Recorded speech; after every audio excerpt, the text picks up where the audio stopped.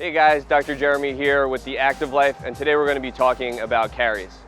We're starting to see carries incorporated more broadly into programs across the country, across the world, and we're loving seeing that, right? We prescribe a lot of one-arm farmer carries, and that's a great starting point to start to work on your carries and to work on your structural balance. Why we find carries are such an important piece to training, right, is we want to talk about moving large loads, long distances quickly, right? And what a better way to do that than to carry it. It also is great for midline stability, right? So whether you're using a unilateral or a bilateral hold, right, your core needs to maintain your spine nice and stable while you're breathing under load, which sounds a lot like a CrossFit workout to me.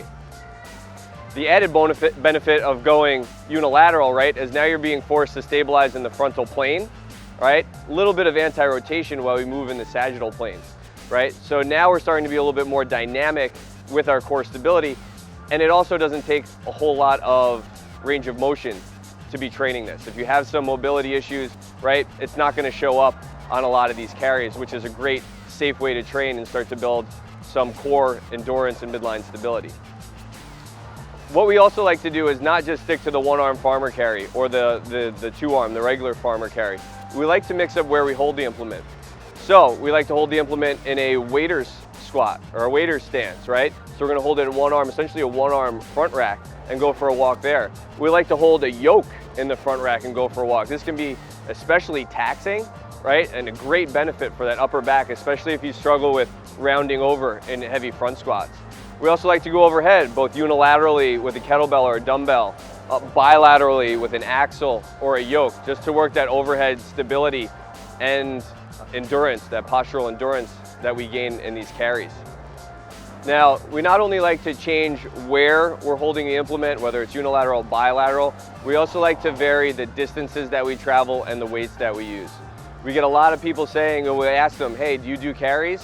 And we get, yeah, I do carries. And we get a lot of 200-pound males saying, yeah, I carry a 53-pound kettlebell for 100 yards at a time. And that's just not long enough for that weight, or it's just not heavy enough for that distance, right? So what we like to do is we like to see somebody be able to pick up half of their deadlift, right? Half their one rep max deadlift in one arm and be able to walk 10 meters with it.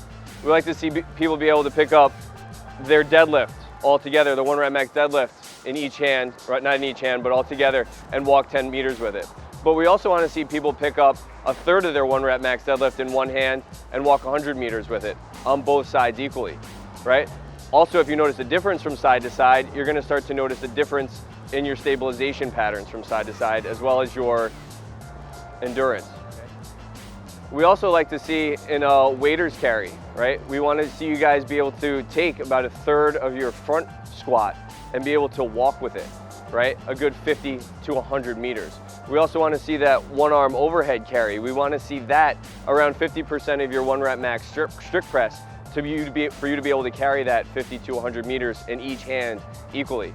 We also want to see, for a double overhead carry, we want to see you hold overhead your one rep max jerk and walk 10 meters with it, right? That's telling me that you have the structural strength and endurance to own that position overhead.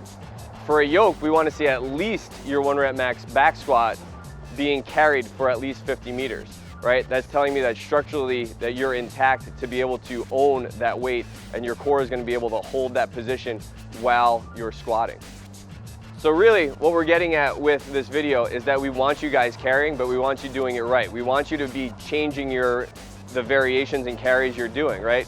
Constantly varied applies to everything that we do. So we want to see you guys go heavy and short. We want to see you guys go moderate and medium. We want to see you guys go light and long. Okay, we also want to see you guys switch the positions that you're using. So a very simple way to do this, right?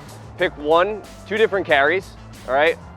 One above the shoulder, so here or here, right? And one below, so a farmer's carry or a yoke, and choose, okay, I'm gonna go heavy and short, I'm gonna go moderate and medium, or I'm gonna go light and long for one time a week for 4 weeks, right? After that, you can reassess yourself and see how you're doing, and then from there you can mix it up to 2 different carries, because the benefit has a large crossover between everything we do.